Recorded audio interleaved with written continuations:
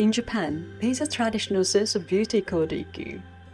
It's used as a compliment in all sorts of situations, for the way someone behaves, the way they dress, even the atmosphere of a space.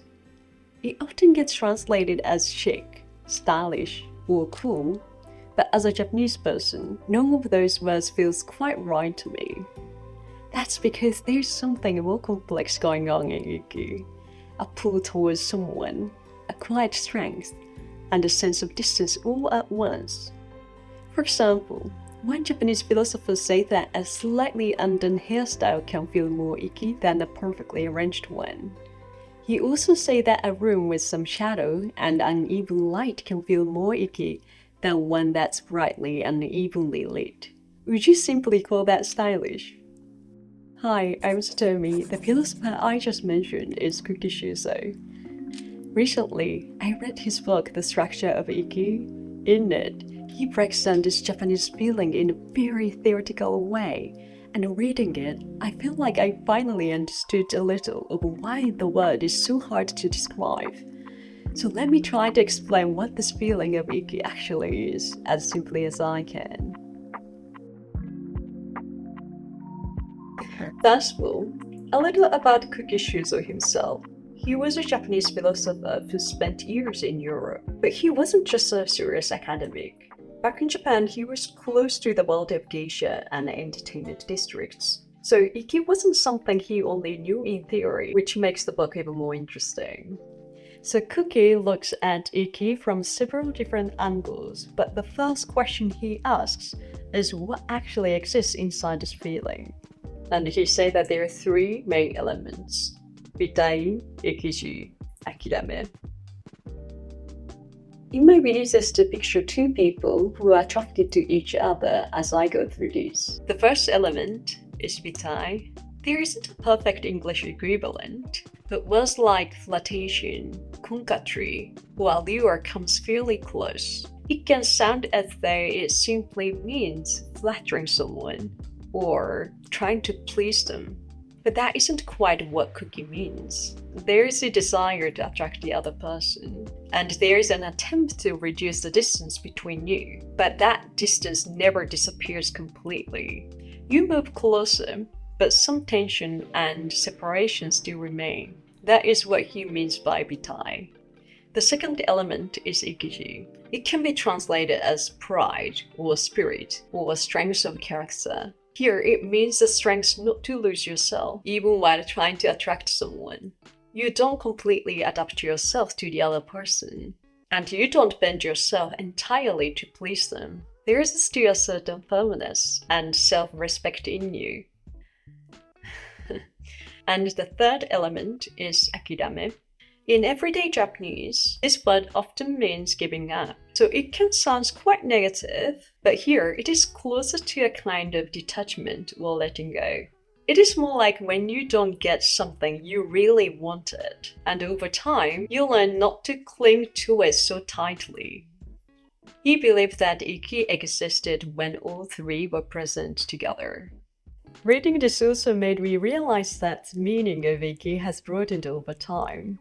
These days, we also use the word for a thoughtful, effortless gesture that quietly makes your heart skip, whether it comes from a man or woman.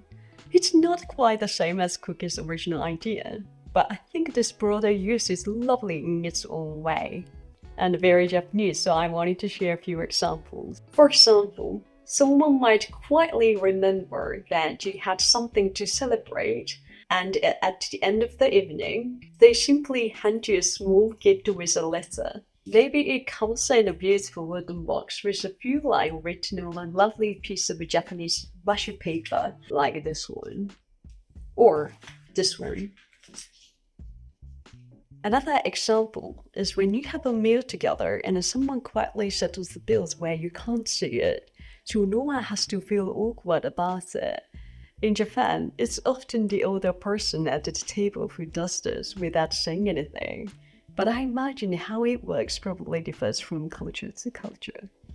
After that, Kuki compares Iki with other ideas that seem quite similar to it. For example, something elegant has restraint, But without attraction or attention, that alone isn't Iki. Something flashy can draw attention, so in that sense, it comes close to allure, but when the urge to be noticed gets too strong, it loses the distance that detachment is. So Iki isn't simply elegant, and it isn't simply flashy or restrained. It is a very delicate balance between sensuality, strength, and a little bit distance. Kuki also believed that even the way someone speaks could feel Iki.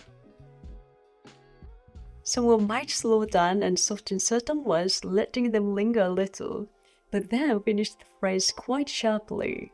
He thought speaking like that was Iki. But I have to say, when I read this, I thought that this is probably something I could never do myself. I don't think I speak that way at all, especially when I speak in Japanese. If anything, since moving to the UK, I feel like the way I speak has become a little stronger and more direct. And then one comparison I found especially interesting was between the nude in Western painting and the image of a woman after a bath in Japanese ukiyo-e. A Western nude can be openly sensual and very beautiful, but Kuki would say that sensuality alone isn't quite Iki. The woman in the ukiyo-e image is still wearing a light kimono, so her body is never fully shown, and the sensuality comes from what stays hidden. But Iki isn't only about people. Kuki believed it could also appear in the design of a space. For example, he talks about combining materials with slightly different qualities such as wood and bamboo, or not making each part of a room feel completely uniform. Rather than blending everything together perfectly, the idea is to leave a little tension or contrast between different things. According to Kuki, that is what can make a space feel Iki. He makes a similar point about light. Instead of lighting the whole room brightly and evenly, eaves, fences, or trees in the garden might filter or interrupt some of the light. By leaving both brighter and darker areas, the space gains a sense of tension and atmosphere. So you feel that same tension as Bitai even in the light. I find that idea quite beautiful actually. So after reading the book, a lot of what Kuki said made sense to me. But if I were to add one word of my own to his explanation, I think Iki also contains a sense of holding back, or perhaps a certain kind of humility. There's something attractive there, but it doesn't reveal everything, and it doesn't desperately ask to be noticed. When I think of someone who feels Iki to me, one of the first people who comes to mind is the fashion designer Yohji Yamamoto. In his interviews, he seems too humble and reserved, but there's a very clear will behind him, so it never feels weak or passive. There's a certain distance to him, something mysterious and sensual, and I feel all three of Kuki's qualities in him. But of course, Iki isn't the only form of beauty or coolness that I admire. There are other Japanese aesthetic ideas that I love that wouldn't be called Iki at all. And it isn't only Japan. I'm also drawn to beautifully tailored jacket in Britain, the lines of Italian furniture, and the details in French haute couture. But the things that stayed with me was the idea that just as Kuki tried to put Iki into words, we can also try to put into words what we ourselves find beautiful or cool. What exactly are we drawn to and why? Because now we are constantly surrounded by trends, speed, and other people's opinions, so putting your own sense of beauty into words can help us become a little more conscious of what we actually want to hold on to. And I think these small thoughtful gestures, like the ones I mentioned today, are often the first things we lose when everything becomes about speed and efficiency. That is exactly why I would like to keep some of them alive in my own way. And it is something I'm thinking about in my own work too.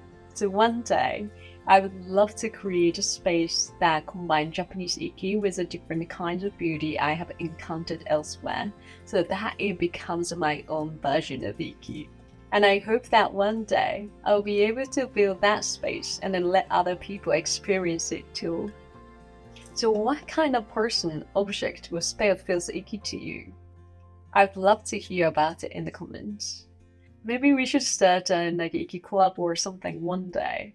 Not a self-improvement club, just a club for becoming slightly more Iki. I would quite actually like that. So thank you for watching, and if you enjoyed this video, I think you probably enjoyed these ones too. So have a look after this video. I'll see you in the next one.